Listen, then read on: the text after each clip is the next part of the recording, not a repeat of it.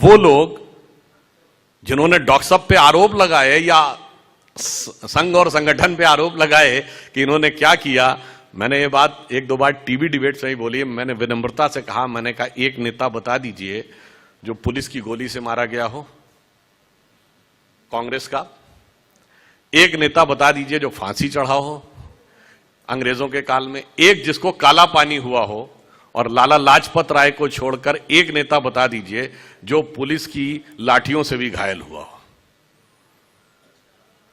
फिर भी स्वतंत्रता का आंदोलन उन्होंने ही लड़ा और स्वतंत्रता भी एक में उन्होंने ही दिलाई। तो इसके ऊपर मुझे वो शेर याद आता है कि नौरंगिए सियासते दौरा तो देखिए, नौरंगिए सियासते दौरा तो देखिए कि मंजिल मिली उन्हीं को जो शरीके सफर न थे। अब मैं कहना चाहता हूं कि जो पिछले 100 वर्ष गुजरे उसमें देखिए कि डॉक्टर साहब ने जो दृष्टि दी थी स्वतंत्रता आंदोलन, मैंने क्यों यह विषय बताया, स्वतंत्रता आंदोलन भिन्न भिन्न आयामों में लड़ा जा रहा था और अनेक प्रकार से भारतीय समाज उसमें लड़ रहा था। डॉक्टर साहब ने भी उसमें भूमिका दिखाई। फिर उन्हें क्यों आवश्यकता महसूस हुई कि राष्ट्रीय स्वयंसेवक संघ बनाकर एक दूसरे आयाम से हम आगे की बात सोचें, चूंकि वो उसी विचार को सोच रहे थे जब लोकमान्य तिलक ने पूर्ण स्वराज्य की बात कही थी।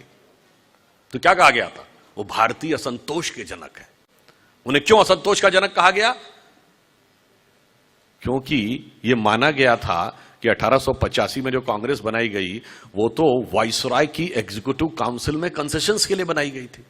तो कहा गया भाई बात तो सिर्फ वाइसराय की एग्जीक्यूटिव काउंसिल में कंसेशंस की थी, पूर्ण स्वराज की बात कहां से ले आए भाई, ये तो एक्सट्रीमिस्ट है, ये तो राइट विंग है, ये तो फंडामेंटलिस्ट है।